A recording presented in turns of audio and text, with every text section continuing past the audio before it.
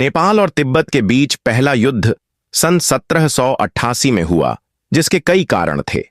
तिब्बत ने सिक्किम होकर नया व्यापारिक मार्ग खोला, जबकि नेपाल और तिब्बत के बीच केवल केरुंग और काठी मार्ग को मान्यता दी गई थी। तिब्बत ने संधि की अवहेलना की और मुद्रा से संबंधित विवाद उत्पन्न हुआ। इसके बाद विक्रम संवत 1846 में केरुंग संधि हुई, जिसके तहत तिब्बत ने नेपाल की नई मुद्रा स्वीकार करने और हर वर्ष 300 चांदी के सिक्के देने पर सहमति जताई। इसके अलावा नेपाल को तिब्बत से पहली किस्त मिलने के बाद कब्जा किया गया तिब्बती क्षेत्र छोड़ना पड़ा।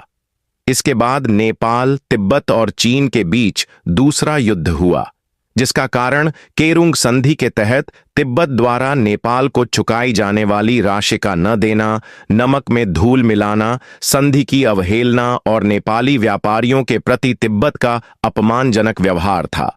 इस युद्ध के बाद विक्रम संवत 1849 सन 1792 में बेत्रावती संधि हुई, जिसमें नेपाल को चीन के सम्राट के प्रति सम्मान रखना, प्रत्येक 5 वर्ष में उपहार भेजना, नेपाल और तिब्बत के विवादों को चीनी अंबान के पास भेजना और नेपाल पर किसी विदेशी आक्रमण की स्थिति में चीन द्वारा सहायता देने की शर्तें तय हुईं।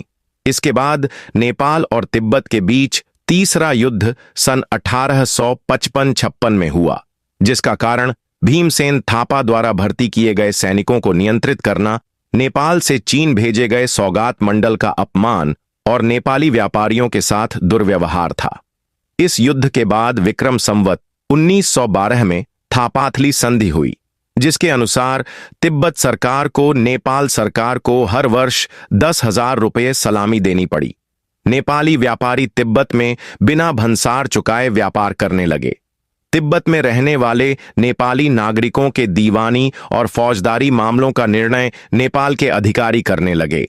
दोनों देशों में अपराध करके भागे हुए हथियारों को वापस सौंपने और युद्ध के दौरान पकड़े गए सैनिकों और हथियारों को संबंधित सरकार को लौटाने पर सहमति बनी।